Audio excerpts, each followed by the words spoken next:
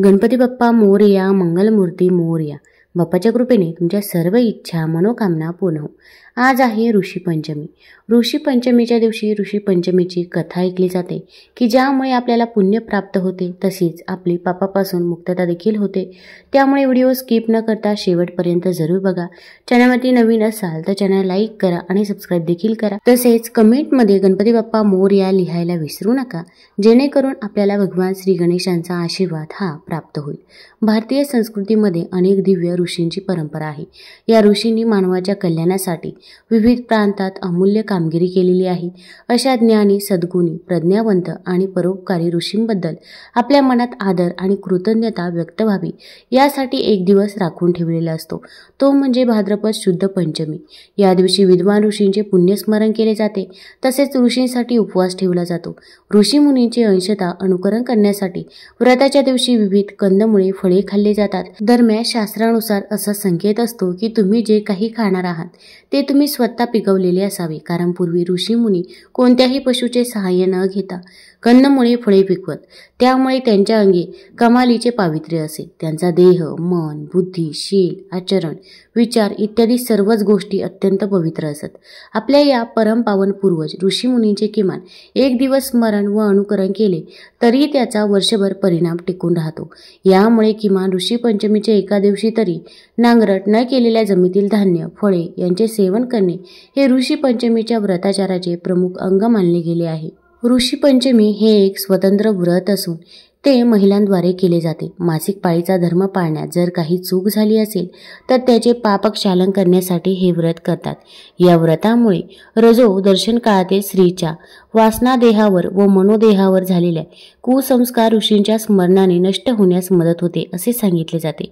शास्त्रानुसार सर्व वर्गातील स्त्रियांनी हे व्रत अवश्य करावे असे म्हणतात.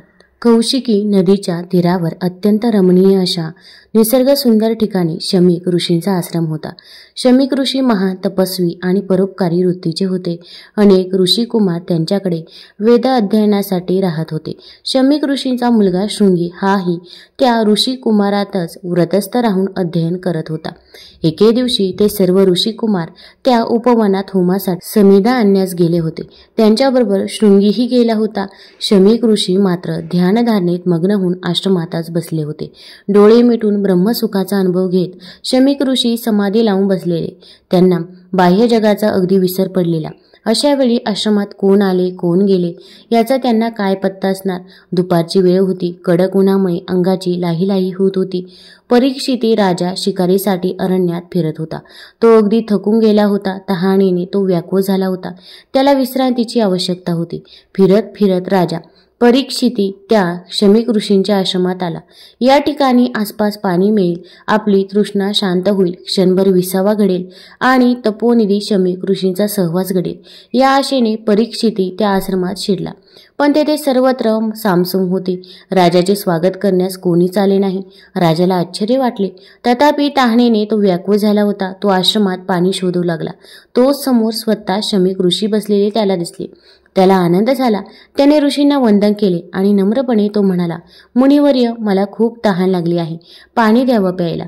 मुनिवर्य डोळे मिटून ध्यानमग्न झाले होते. ते त्या राजाशी काय बोलणार. राजाने 2-3 वेळा त्यांना हाक मारली, पण एक ना दोन.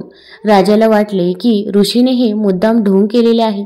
मुद्दाम आपला अपमान करण्यासाठी ऋषीने मौन धारण केले आहे. ठीक आहे, मीही या ढोंगी ऋषीचा अपमान करीन.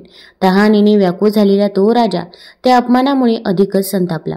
त्याला विचारच राहिला नाही. पाय आपटतच तो आश्रमाबाहेर आला. रागाने तो तनतन करत होता. इतक्यात एका झाडाखाली मेलेला एक सर्प राजाच्या दृष्टीस पडला. राजाने तो सर्प धनुष्याच्या टोकाने उचलला आणि परत आश्रमात जाऊन ऋषीच्या गळ्यात घातला. परीक्षित राजा आश्रमातून जाताना 1-2 ऋषीकुमारांनी दुरून पाहिला. त्यांनी शृंगीला ती वार्ता सांगितली.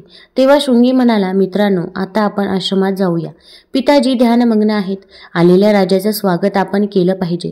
जपाजप पावले टाकीत निघून चाललेल्या राजाला त्या ऋषीकुमारांनी हाका मारल्या. पण राजा परत आलाच नाही. नंतर शृंगीसह ते ऋषीकुमार त्या आश्रमात आले आणि पाहतात तो काय, ध्यानमग्न असलेल्या शमीक ऋषींच्या गळ्यात मेलेला सर्प घातलेला. आपल्या पित्याची विटंबना या राजाने केलेली पाहून शृंगीला खूपच राग आला. संतापाने लाल होऊन त्याने शाप दिला. ऋषी मुनींची अशी अवहेलना करणाऱ्या त्या नराधम परीक्षिती राजाला आजपासून 7व्या दिवशी सर्पदंशाने मृत्यू येईल. नागराज तक्षक स्वतः येऊन परीक्षित राजाला दंश करतील. शृंगीने होमशाळेतील कमंडूलमधून पाणी घेतले आणि ते भूमीवर टाकून ही शापवाणी उच्चारली. तेव्हा सर्व ऋषिकुमार भयभीत झाले. शमीक ऋषींच्या गळ्यातील तो मृत सर्प त्या ऋषिकुमारांनी काढून टाकला. अंगावरील मुंग्याही त्यांनी झटकून काढल्या. इतक्यात शमीक ऋषींची समाधी उतरली आणि त्यांनी डोळे उघडून त्या कुमारांकडे पाहिले. ते सर्व ऋषिकुमार भयभीत झाले होते. शृंगी संतापाने लाल होऊन थरथर करत होते. ते पाहून शमीक ऋषींनी विचारले, बाळांनो, हा काय प्रकार आहे?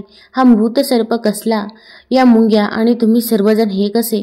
नंतर शृंगीने झालेली सर्व हकीकत आपल्या पित्याला सांगितली. ते ऐकून शमीक ऋषी शांतपणे म्हणाले, बाळा, परीक्षिती राजाने केलेल्या या क्षुल्लक अपराधाबद्दल तू त्याला सर्पदंशाने मृत्यू येण्याचा जो भयंकर शाप दिलास ते कृत्य वाईट केलंस. अरे राजा, हा प्रत्यक्ष विष्णूचा अवतार असतो. तो पृथ्वीचे प्रजेचे पालन करतो. तो आपल्या या आश्रमात आला होता, पण त्याचा सत्कार करण्याचे पुण्य आपणास लाभले नाही. त्याचे आदरातिथ्य येथे न झाल्यामुळेच तो रागवला असेल आणि म्हणूनच अविचाराने त्याने हे असे क्षुल्लक अपराधाचे कार्य केले असेल. त्याच्या अपराधाबद्दल क्षमा करण्याचे सोडून त्याला शापाने मृत्यूची शिक्षा देणे हे आपणासारख्या ब्रह्मनिष्ठांना शोभत नाही. शृंगी बाळा, तू अद्यापही अज्ञानीच राहिला आहेस. दिदले दुःख पराने उसने फेडू नयेची सोसावे, यातच आपला मोठेपणा आहे. आता तरी तू भगवंताला शरण जा आणि आपल्या अपराधाबद्दल त्याची क्षमा माग. शमीक ऋषींच्या आश्रमातून गेल्यावर परीक्षिती राजा वेगाने आपल्या राजधानीत पोहोचला. विश्रांती घेतल्यानंतर तो विचार करू लागला. तेव्हा आपण केलेल्या अविचाराबद्दल त्याला आता पश्चाताप वाटू लागला. थोड्याच वेळात शमीक ऋषींचा एक शिष्य परीक्षिती राजाकडे आला आणि नम्रपणे म्हणाला, राजा, ब्रह्मसमाधीत मग्न असलेल्या शमीक ऋषींकडून आपलं यथोचित स्वागत झालं नाही. याबद्दल त्यांना आता हळहळ वाटत आहे. पण आपण त्या ठिकाणी अविचारानं मृत सर्प त्यांच्या गळ्यात घालण्याचं जे कृत्य केलं त्याबद्दल त्यांच्या तपोनिष्ठ पुत्राने म्हणजे शृंगीने आपणास आजपासून 7व्या दिवशी सर्पदंशाने मृत्यू होण्याचा शाप दिलेला आहे. तो शाप खोटा होणार नाही. तरी तुम्ही तोपर्यंत पुण्यकृत्य करून ईश्वर चिंतनात काळ घालवावा. त्या थोर क्षमाशील शमी ऋषींनी मला हा निरोप तुम्हाला सांगायला मुद्दाम पाठवला आहे. तुम्हाला या शापवाणीपासून अज्ञात ठेवू नये म्हणून त्यांनी हा निरोप पाठवला आहे. राजा, सावध राहून मोक्ष साधना कर. शमीक ऋषींचा तो निरोप ऐकून राजाला समाधान वाटले. आपल्या हातून घडलेल्या अपराधाचे योग्य शासन आपणास मिळणार याबद्दल त्याला आनंद झाला. नंतर तो परीक्षिती राजा गंगातीरी जाऊन राहिला. तेथे व्यासपुत्र शुकमुनींची स्वारी आली. त्यांनी परीक्षिती राजाला त्या 7 दिवसात भागवत सांगितले आणि त्या योगे तो पुण्यकारक भागवत सप्ताह सगळ्या लोकांना श्रवण करण्याचे श्रेय लाभले.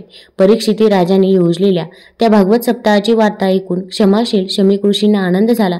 तेही त्याचे अभिष्ट चिंतन करण्यात आणि भगवंताची क्षमायाचना करण्यात आपला काळ घालवू लागले. शाप खरा ठरला आणि तक्षक नागाने राजाला दंश केला, ज्यामुळे त्यांचा मृत्यू झाला.